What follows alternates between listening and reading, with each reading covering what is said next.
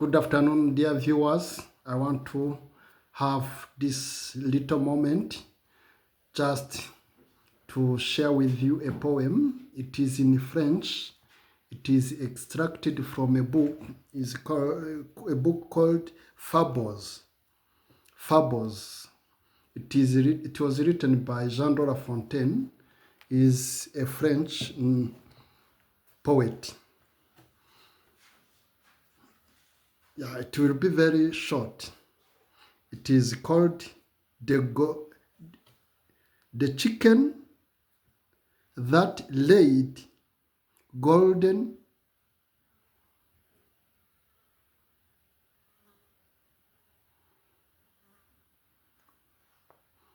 eggs.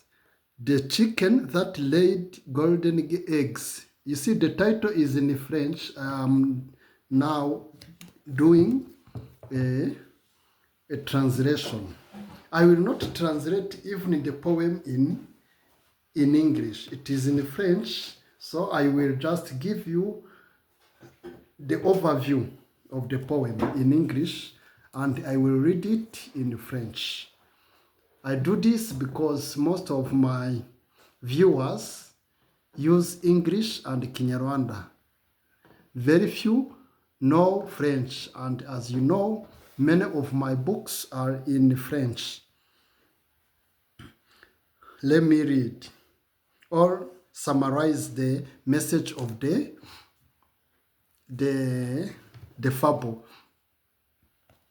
It is like here. It is here.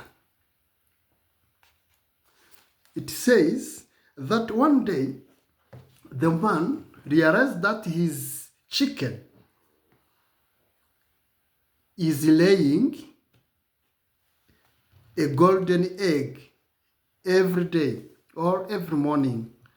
The man says, if I slaughter this chicken, I will find some treasure and a lot of gold in its belly, in the belly of the chicken.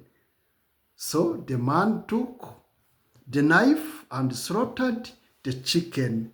But after slaughtering the chicken, he was amazed, surprised by finding that the chicken is quite normal, is like any chicken.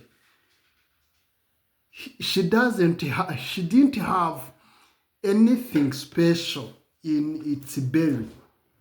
So the man,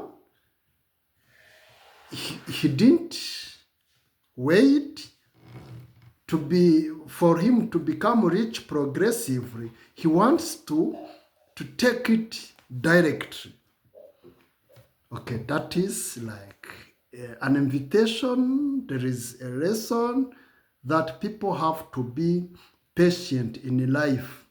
They have to believe the process. So let's now explain shortly the same poem in Kinyarwanda, because the last explanation will be in French. Okay, inshuti zanjye, turimo kwiga akapoeme gato ka Jean de La Fontaine. Tumaze kugasobanura mu rurimi rw'icyongereza, kanditse mu gifaransa. Karavuga ngo la poule aux œufs d'or. Or ni zahabu. Ngo ni inkoko yateraga amagi y'izahabu. Umugabo yabonye afite inkoko iri mu zindi, ariko yikanga yagitera igi mu gitondo agasanga ni zahabu. Ibikora nk'iminsi nk'itatu. Avuga ati ariko ziko nabaye igicucu cye, iyi nkoko ngomba kuyibaga nkakuramo iriya zahabu yose. Ayibaza asanga imbere harimo amasaka, mbese asanga harimo nk'ibindi byose inkoko irya. Aba arahombye. Good. Ubwo nyine niyo mpamvu iyi poem yigisha umuntu gutegereza. Ubu rero ngiye kwisoma mu rurimi rw'igifaransa kugira ngo nk'umuntu ushaka kwiga igifaransa nawe abonereho texte nziza. La poule aux œufs d'or. L'avarice perd tout en voulant tout gagner. Avare. Umuntu uri avare ni umuntu ushaka kwigwizaho ibintu. Hari igitabo intunga cyitwa avare. Avare. Ngiki. L'avare ya Molière. Good. L'avare. l'avare. Good. Ngo l'avarice perd tout en voulant tout gagner. Umuntu uri avare cyangwa l'avarice, ubugugu ni iki? Butuma ubura byose kandi washoboraga kugira kubera amashyengo yo kubera ubushake bwo kuronka byose aho guhita ubibura byose. L'avarice perd tout en voulant tout gagner. Je ne vais pour le témoigner que celui dont la poule, à ce que dit la fable, pondait tous les jours un œuf d'or. Il crie que dans son corps, elle avait un trésor. Trésor ni ubutunzi. Hari n'abantu bitwa ba trésor. Numva hari hari abantu bitwa ba trésor. Il la tua. Tuer ni ukuvuga to kill. Yishe ya nkoko. L'ouvrit, arayifungura, et la trouva semblable. Yasanze iteye nk'izindi.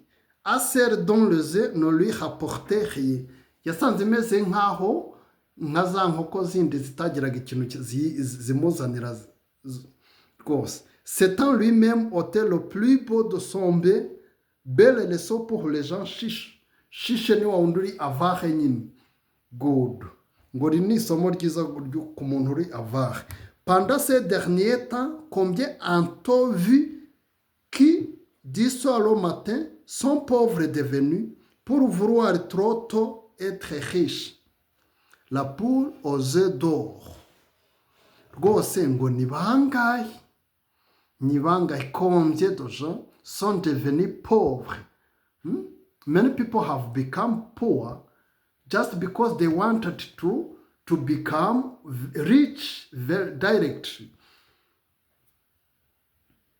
Good. Murakoze cyane. Reka dusoze. Urumva ni agapoeme gato ko bita les fables. Les fables ni akantu aba ari inkuru cyangwa poeme, ni ukuvuga umuvugo ushyiramo utunyamaswa ukadushyira roles nk'iz'abantu. Hano rero ni umuntu wari ufite inkoko itera amagi ya zahabu, ariko ahita ayibaga, agiye kurebamo imbere araburirwa. Okay, mugire umunsi mwiza. Yari iminota mike dufashe.